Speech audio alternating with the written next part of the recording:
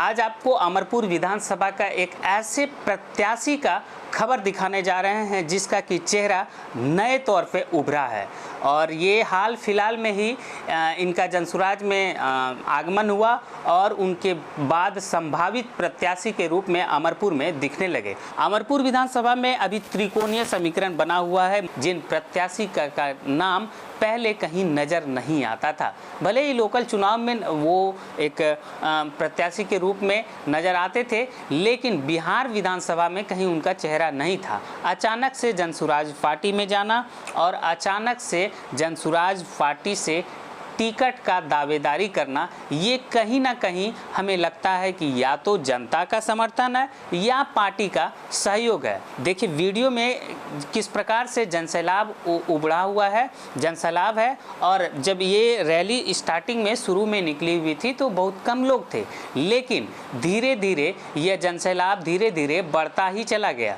आदमियों की संख्या धीरे धीरे बढ़ती ही चली गई। जैसे ही किसी गांव में जाते थे, किसी पंचायत में जाते थे, तो आसपास के युवा वर्ग के जो लोग थे वो लोग जो है इस जनसैलाब में, इस रैली में शामिल होकर भीड़ बढ़ाने का काम किया।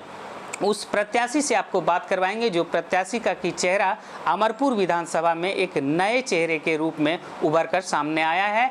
अब बिहार विधानसभा की बात करते हैं। बिहार विधानसभा में कहीं ना कहीं देखिए सत्ताधारी सरकार को जो है प्रशांत किशोर यानी पीके प्रशांत किशोर का जो पार्टी है जनसुराज, इनके द्वारा कहीं ना कहीं कई प्रकार की दावेदारी जो किया जा रहा है वो कहीं ना कहीं सत्य हो रहा है। क्योंकि अगर सत्य नहीं हो रहा है तो प्रशांत किशोर का जब पार्टी या प्रशांत किशोर के द्वारा किसी पर आरोप लगाया जाता है तो सत्ताधारी सरकार उस पर जवाब क्यों नहीं देती है, ये सबसे बड़ी बात है। कहीं ना कहीं सत्ताधारी सरकार की वो हकीकत को सामने लाने की कोशिश करते हैं और यही कारण है कि पूरे बिहार विधानसभा में जनसुराज एक पार्टी नया है भले ही है, लेकिन उनके साथ जो जनसैलाब है, उनके साथ जो भीड़ लगती है वो कहीं ना कहीं सत्ताधारी सरकार से ज़्यादा देखने को मिलता है। कई वीडियो आपको दिखाएंगे, लेकिन उससे पहले हम उन प्रत्याशी से आपको बात करवाते हैं कि जनता इस बार सोच के रखी है कि अमरपुर विधानसभा का ही प्रत्याशी को हम लोग जिताएंगे। जनता मुझे चुनती है तो मैं प्रत्येक खेत में सिंचाई का व्यवस्था करूंगा, किसान के लिए कोल्ड स्टोरेज स्थापित करवाऊंगा। 72-75 मिल चलता था, गुड़ मिल, जिससे एक मिल में 100 आदमी का कम से कम काम होता था। 75 मिल में इसका मतलब था कि 7,500 आदमी इंगेज था और वो कमा रहा था अपने घर में ही रह करके। गुड़ मिल बंद होने के वजह से सभी व्यक्ति जो है, युवा किसान जो है, वो पलायन यहाँ से करने लगे और बाहर कमाने के लिए जाने लगे। सबसे पहले मैं कुछ ना कुछ उद्योग सरकार की ओर से लगवाऊंगा जिससे यहाँ का किसान लाभान्वित होगा। कि हमारे यहाँ सबसे ज़्यादा युवा हैं, युवा की संख्या ज़्यादा है और लेकिन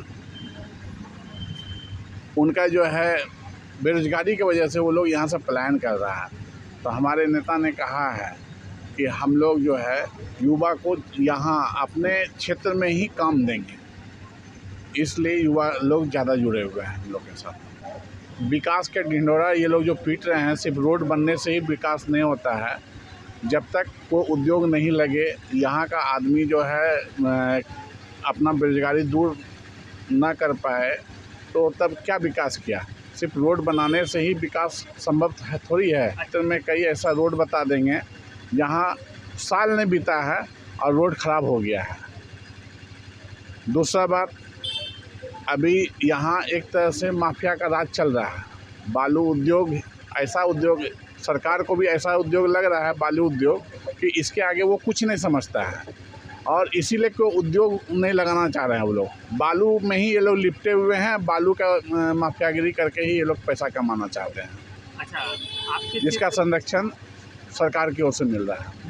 ये किसी के बहकावे में आके हम लोग का भाई भतीजा ही गलत जगह पहुँच गया है, जो गलत है। और मेरा उद्देश्य यही है कि नया कुछ न कुछ इंडस्ट्री लगे ताकि यहाँ का युवा बाहर ना जा करके यहीं रोज़गार का तलाश करे और उसको रोज़गार मिले। नगर पंचायत में ही 8 करोड़ का पानी का टंकी लगा है, जिससे जल मीनार बनाया गया, 2 जल मीनार बनाया गया है।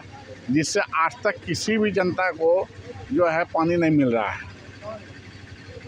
और इसके अलावा स्वास्थ्य का जहाँ तक बात है, आपका अमरपुर जो रेफरल अस्पताल है, ये रेफरल अस्पताल ही खाली है। रेफर सिर्फ यहाँ से किया जाता है, कोई चीज़ का इलाज यहाँ नहीं होता है। यदि पेट दर्द भी होता है तो रेफर कर दिया जाता है भागलपुर। भागलपुर जाता है आदमी, ऐसा होता है कि कई ऐसा पेशेंट हुआ भागलपुर जाते जाते यहाँ उचित इलाज नहीं मिला, भागलपुर जाते जाते ही वो उनका दम तो टूट गया। अच्छा, या वहाँ जा कर के प्राइवेट नर्सिंग होम में अपना इलाज कराता है, मायागंज नहीं जाना चाहता है। जनसुराज कहीं ना कहीं बिहार में लगातार दावेदारी कर रही है और लगातार जीत की घोषणा कर रही है, और सत्ताधारी सरकार जो है जनसुराज पार्टी की एक एक बात को सुनते हैं और उसके बाद जो है कहीं ना कहीं उसके हिसाब से वो घोषणा कर देते हैं। अब सोचने की बात ये है कि जनता क्या फैसला लेती है। सबसे बड़ा फैसला जनता लेगी और जनता पर ही डिपेंड है। जनता ही जानती है कि अब की बार किसकी सरकार होनी चाहिए। आने वाले समय में जनसुराज पार्टी एक मजबूत दावेदारी पेश करेगी।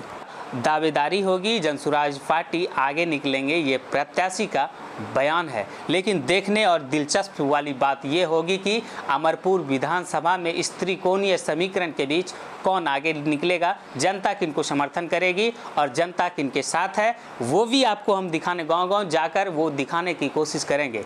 विशेष वीडियो और आपको दिखाएंगे, बने रहिए बिहारी पब्लिक न्यूज़ के साथ। और वीडियो अगर अच्छा लगे तो लाइक और कमेंट करें, और अगर यूट्यूब पे देख रहे हैं तो सब्सक्राइब करें, फेसबुक पेज पे देख रहे हैं तो फॉलो करें।